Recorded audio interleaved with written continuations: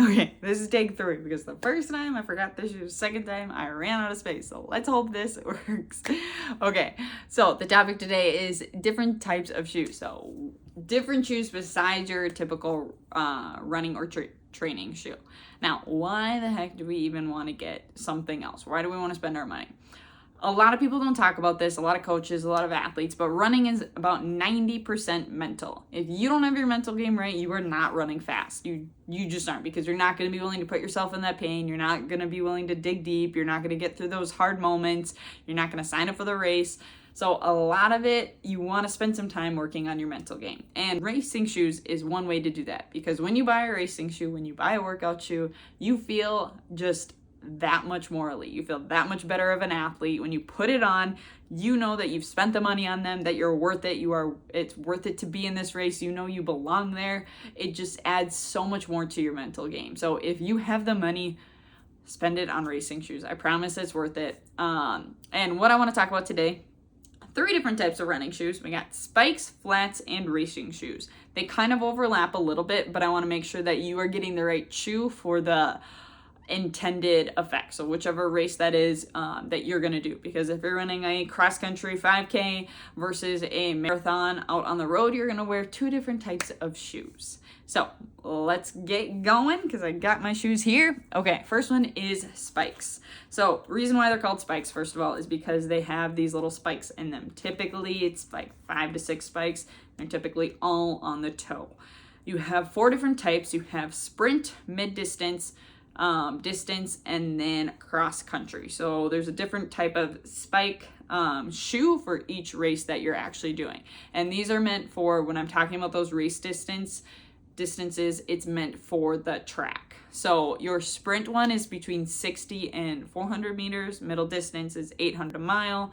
Distance is 3K to 10K, and then you have your cross-country races, so anything else on grass. They do have other spikes meant for like field events, so just make sure that you're not getting those. So just ask wherever you go, to whatever running store, that you tell them what race you are using it for, okay? So spikes, most of these racing shoes, the reason why they're racing shoes is because they're lighter and they provide less support. They don't have to provide as much support because you're not using them every day. So when you get these, wear them for a race and wear them for a workout. Don't use them more than that. Don't go on a 7-mile run in your spikes or your carbon plated shoes. You are just wasting your money. So don't do it. Okay, your flats. So here's a typical flat. Basically, it kind of just looks like a regular training shoe, but a little bit lighter, a little bit less to it. So it just doesn't have as much here, doesn't have much here, but overall it's just less bulky.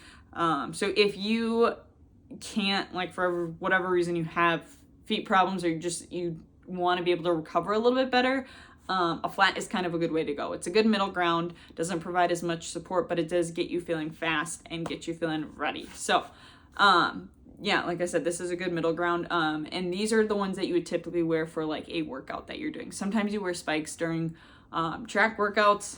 This is if you're doing anything on the grass or on the road, or cement. These are a good middle ground. So you don't have to use absolute everything you got in your legs. You don't feel like super trashed.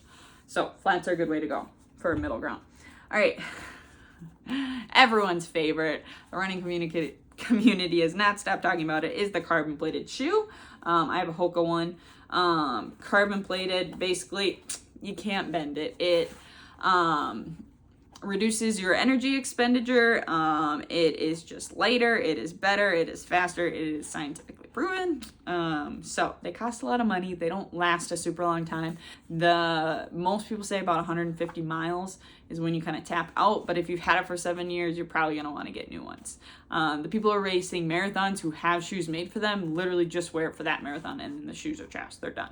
So do not wear these outside of a race, outside of a workout. You can wear them for workouts, but I don't know. I kind of like just saving the shoe for the race day. So when it comes, you are just feeling really ready to go. So carbon plated, yeah, they're honestly really good. And I'd recommend one if you want to spend the money. So get a racing shoe. I promise it'll make you feel faster. It'll make you feel like a better runner.